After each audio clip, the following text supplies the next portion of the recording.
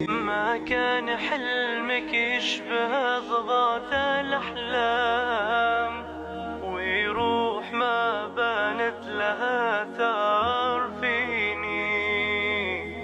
جی ایک اور ماں ہے جو کہ معذور تھی، مگر ان کی اچھی بہو اور اچھے بیٹے نے جو فرما بردار بیٹا تھا انہوں نے خدمت کرنے کی بجائے وہ ان کو یہاں پر لا کے چھوڑ دیا. ابھی ان ماں جی سے بات کرتے ہیں. السلام علیکم.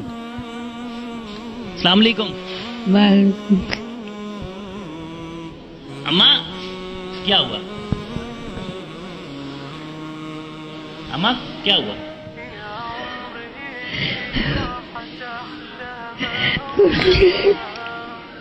اماں نہیں روئے نہیں.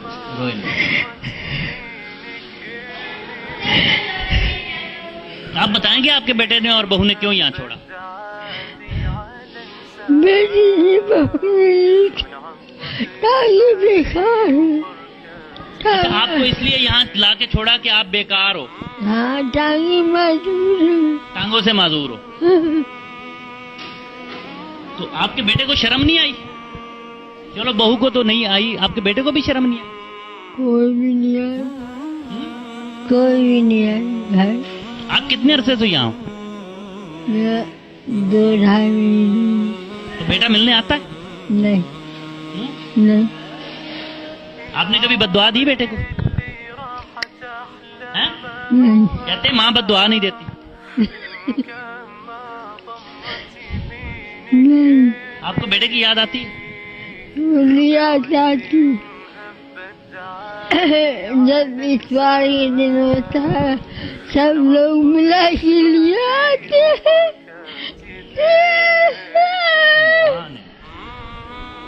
چپ کریں.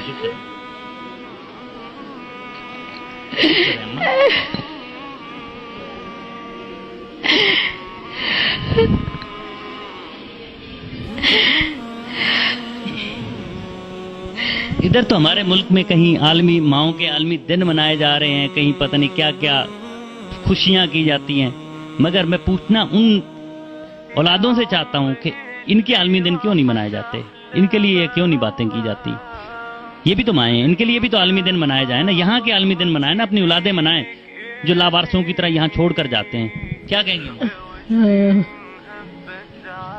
اتوار کے دن راہ دیکھتی رہتی. اتوار کے دن آپ راہ دیکھتی رہتی ہیں لیکن کوئی نہیں آتا. کوئی بھی نہیں آتا.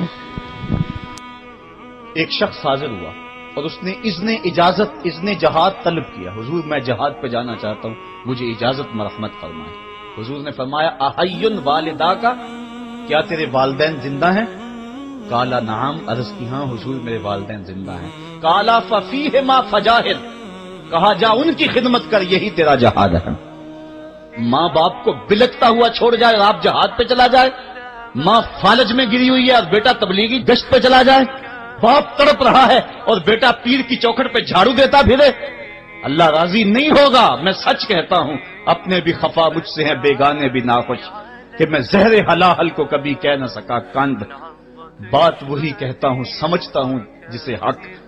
نئے ابلائی مسجد ہوں، نئے تہذیب کا فرزند. محمد عربی صلی اللہ علیہ وسلم سے بڑا پیر کون ہو سکتا ہے؟ لیکن حضرت وہ ویسے کرنی نہیں آ رہے. آقا کریم اپنے بٹن کھولتے ہیں اور کرن کی طرف، یمن کی طرف رخ کر کے لمبی سانسیں لیتے ہیں اور کہا میں رحمان کی خوشبو پا رہا ہوں. ایک دن صحابہ نے پوچھا بندہ نواز جس کے لیے تڑپتے ہو، جس کی ٹھنڈی ہوائیں آپ کو آ رہی ہیں، وہ آپ کا بڑا پیار کرنے والا ہے. کہا ہاں میرے سے بڑی محبت کرتا ہے. تو کہا پھر اتنی محبت کرتا ہے تو یمن تو دور نہیں ہے. بلال حبش سے آ گیا، سلمان فارس سے آ گیا، سہیب روم سے آ گیا، اور وہ یہاں یمن سے نہیں آ سکا. فرمایا اس کی بوڑھی اور نابینا ماں ہے جس کی خدمت اس کو نہیں آنے دیتی. اللہ اکبر. اب حضرت ویسے کرنی نہیں آئے لیکن خیر التابعین کہلائے. آئے نہیں لیکن حضور ان کی یاد میں تڑپ رہے. اللہ، بلکہ حضور نے فرمایا کہ کوئی جائے اویس بن عامر کو ملے اور جب ملے تو اس کو کہنا میری امت کی بخشش کی دعا کرے. جو ماں باپ کی خدمت کرتا ہے اس سے ثابت ہوا اس کی دعائیں قبول ہوتی ہیں.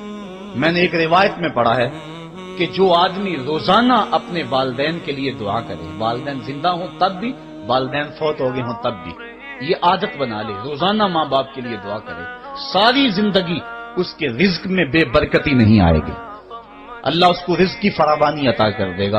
اور جو والدین کے لیے دعا نہیں کرتا اللہ تعالیٰ کی رحمتوں سے محروم ہو جاتا ہے۔ ما كان حلمك يشبه ضباط الأحلام